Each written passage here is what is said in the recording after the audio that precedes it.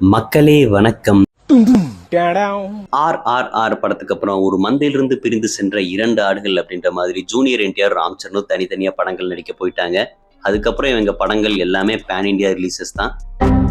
Junior என்டிஆருக்கு Devara, வார் 2, இப்போ Prashanth Neil டைரக்ஷன்ல dragon படம். ராம் சரணுக்கு ஆச்சாரியா, கேம் சேஞ்சர், இப்போ பெத்தி. என்டிஆருக்கு RRR படத்துக்கு அப்புறம் தேவாரா ஒரு ஹிட் படமா அமைஞ்சிச்சு.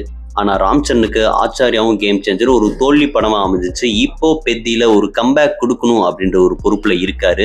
படம் மார்ச் எண்ட்லேயே ரிலீஸ் ஆக வேண்டியது, அதுக்கப்புறம் ஏப்ரலுக்கு போஸ்ட்பான் பண்ணாங்க. இப்போ ஃபைனலா ஜூன் 4 படம் ரிலீஸ் ஆயிடுச்சு. படத்தோட ஈவெண்ட்ல பும்ராவை ஃபேவரட் ஃபுட்பாலர்னு சொன்னது, ஊர் பேரை மாத்தி சொன்னது, ராம் சரனோட பாடி கார்டு ட்ரெண்ட் ஆனது அப்படின்னு ஏகப்பட்ட விஷயங்கள் படத்துக்கு ப்ரொமோஷன் அமைஞ்சாலும் இங்க தமிழ்நாட்டுல படத்துக்கு பெருசா ஹைப் இல்ல. சாரி, எனக்கு தெரியாது. பட் நான் பர்சனலாக இந்த படத்தை கொஞ்சம் எதிர்பார்த்தேன். படத்தோட டீசர், ட்ரெய்லர் எல்லாமே பார்க்குறப்ப ரங்கஸ்தலம் படத்தோட வைப்பில் இருந்துச்சு.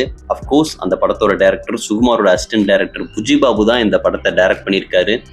இதுக்கு முன்னாடி உப்பென்னா அப்படின்ற ஒரு படத்தை டைரக்ட் பண்ணியிருந்தாரு. ஸோ இந்த எக்ஸ்பெக்டேஷன்ஸ்லாம் ஒரு ஓரமாக வச்சுட்டு படத்தை போய் பார்த்துட்டு வந்தாச்சு. படத்தை பற்றின என்னோட எண்ணங்களை, கருத்துக்களை இந்த வீடியோவில் ஷேர் பண்ணுறேன். வீடியோக்குள்ளே போமா? வா போகலாம். உள்ள வெளியே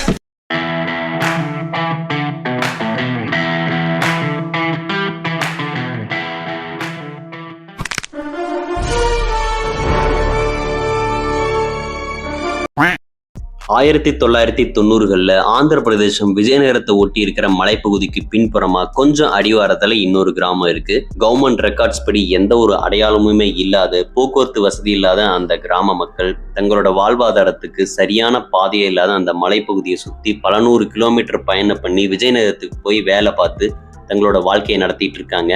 இந்த விஜயநகரத்தில் இருக்கிற முக்கியமான ஆளுங்களும் அவங்கள ரொம்ப அடக்குமுறை பண்றாங்க, சரியான கூலி கொடுக்கறது இல்ல. அந்த மலை கிராமத்தை சேர்ந்தவன் தான் பெத்தி. விளையாட்டுல ஆர்வம் இருக்கிற ஒரு ஆள், கிரிக்கெட் நல்லா விளையாடுவான். அதனாலேயே இந்த விஜயநகர மக்கள் அவனை ஏலத்துக்கு எடுத்து அப்பப்ப பெட் மேட்ச் போட்டுட்டு இருப்பாங்க.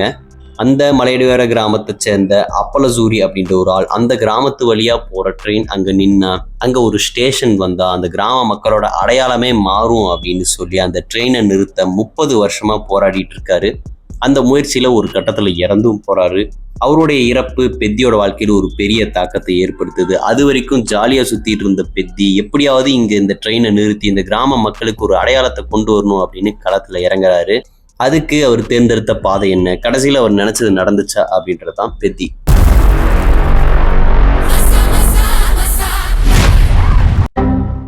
படத்தோட கதையும் சரி, திரைக்கதையும் சரி, பெருசா எந்த ஒரு டீவியேஷனும் இல்லாம ஸ்டார்ட் டு எண்ட் ஒரே நேர்கோட்டில் இருந்துச்சு.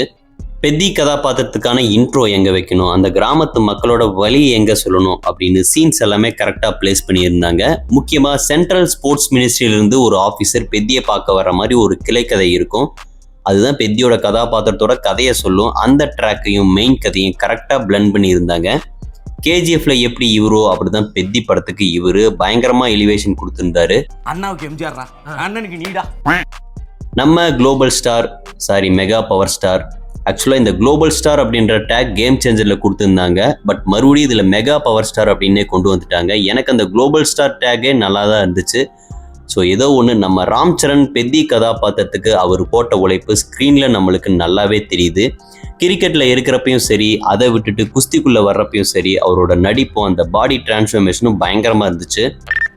ஜான்வி கபூர் தேவாரா படத்துலையும் இவங்களுக்கு இந்த மாதிரியான ஒரு ரோல் தான். தொடர்ந்து இவங்களை இந்த மாதிரியான ரோல்ல டைப் காஸ்ட் பண்றதை எப்போ நிறுத்துவாங்கன்னு தெரியல. ஆக்சுவலா நல்ல எக்ஸ்பிரஷன் காட்டக்கூடிய ஒரு அழகான முகம் அவங்களுக்கு, அதை முன்னிறுத்துற மாதிரி ஒரு கதாபாத்திரம் கொடுத்தா நல்லா இருக்கும் அப்படின்றது என்னோட ரெக்வஸ்ட்.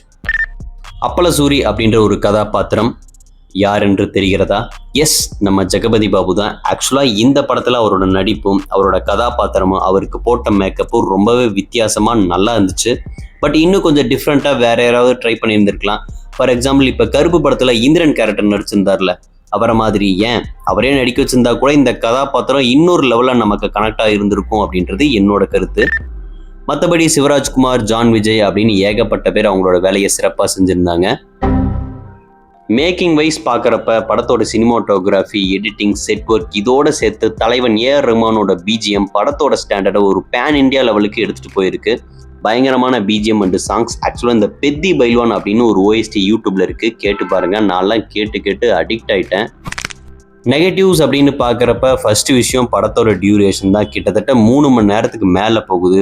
படத்தோட செகண்ட் ஹாஃப்ல வர ஒரு ஐட்டம் சாங், ஜான்வி கபூரோட சில சீக்வன்ஸ் அப்படின்னு கட் பண்ணி தூக்கியிருந்தாலே 2.25 2.5 மணி நேரத்துக்குள்ள படத்தை கொண்டு வந்திருக்கலாம். அதை விட்டுட்டாங்க. நெக்ஸ்ட் விஷயம், படத்தோட மேக்கிங்ல இருந்த அந்த சுவாரஸ்யம் படத்தோட ஸ்கிரீன் பிளேல இல்லைன்னு தான் சொல்லணும். அடுத்தடுத்த சீன் இதுதான் வரும், இந்த கேரக்டர் இப்படி தான் பிஹேவ் பண்ணணும்னு ஈஸியா சொல்லிட முடியும். படம் முடிஞ்சு வெளியே வர்றப்ப எனக்கு எதிர்நீச்சல் படத்துக்கும் இந்த படத்துக்கும் ஒரு பயங்கரமான ஒற்றுமை இருக்கிற மாதிரிலாம் தோணுச்சு. ஆமா பாருங்களேன், எதிர்நீச்சல்ல ஹீரோ தன்னோட அடையாளத்துக்காக போராடுவாரு, இதுல பெத்தி கிராமத்தோட அடையாளத்துக்காக போராடுறாரு. 2 பேருமே சூஸ் பண்றது ஒரு ஸ்போர்ட்ஸ் தான். அங்க மாரத்தான், இங்க வந்து 400 மீட்டர் ரன்னிங், அவ்வளவுதான். பட் இது எல்லாமே என்னோட கற்பனை தான். அப்புறம் கிராஸ் ஓவர் அத்லட் அப்படின்னு சொல்லி ஒரு மேட்டரை உள்ள கொண்டு வர்றாங்க. ஹீரோ ஃபர்ஸ்ட் கிரிக்கெட்ல இருப்பார், அப்புறம் குஸ்திக்கு போவார், அப்புறம் அத்லட் ஆவார்னு. ஹீரோ வந்து எல்லா ஸ்போர்ட்ஸ்லயும் கை தேர்ந்தவர் அப்படின்ற ஒரு விஷயத்த சொல்லியிருப்பாங்க.